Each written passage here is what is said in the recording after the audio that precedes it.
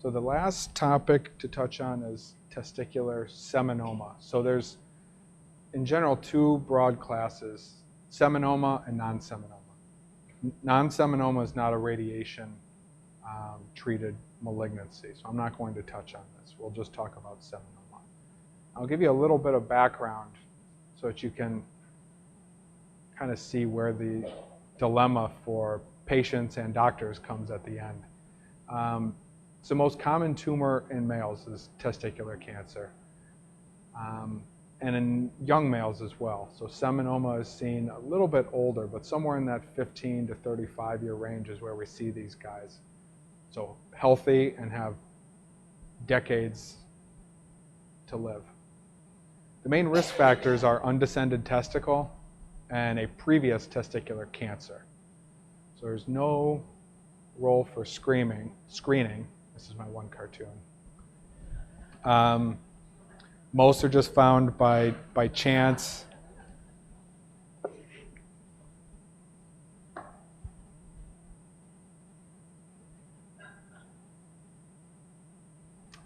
And the workflow for somebody with a testicular mass is starting with an ultrasound, tumor markers, AFP, HCG, and LDH.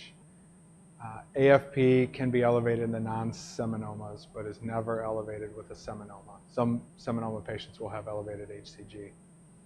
And then no biopsy for these patients. They go for a radical inguinal orchiectomy and should get staging with a CT of their abdomen, pelvis, and some chest imaging, usually a chest x-ray.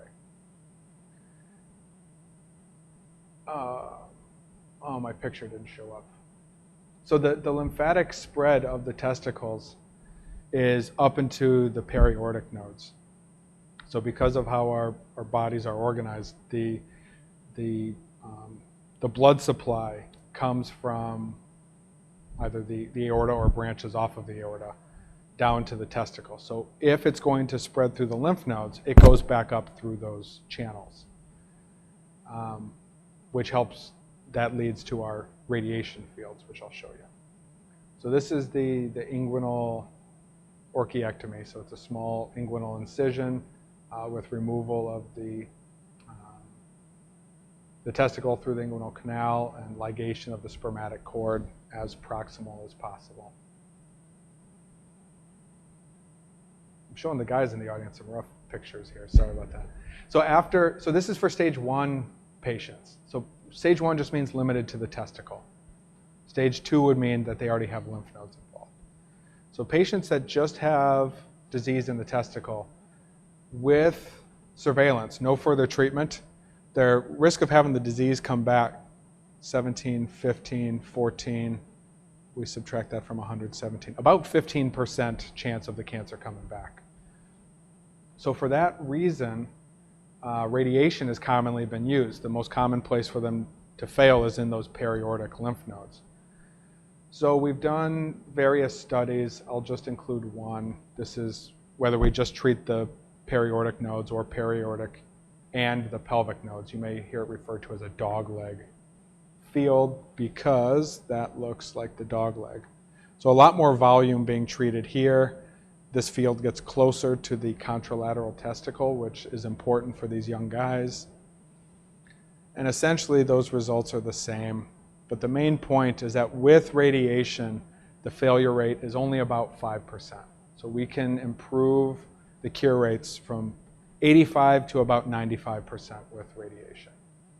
And very few of these patients are actually dying from seminoma. When the patient is getting treatment, you saw that field coming down low into the pelvis. This is what's called, or kind of crudely called, the clamshell.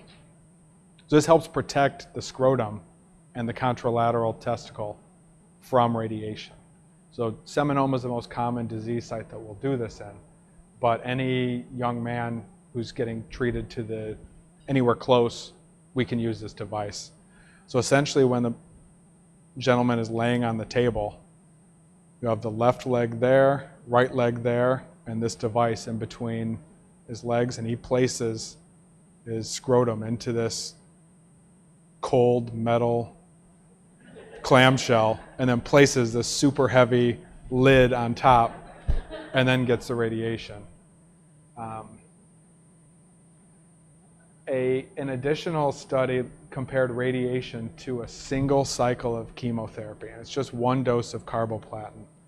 Relapse rates 4 to 5% with either. So this kind of introduces both radiation and a single dose of chemo as viable options that both lead to only about a 5% chance of the cancer coming back. So then it comes down to what do we actually do? And this is interesting. We have a world-renowned urologist that I work with who has been doing, all of his patients have had radiation for years. And he sends patients to me recommending radiation.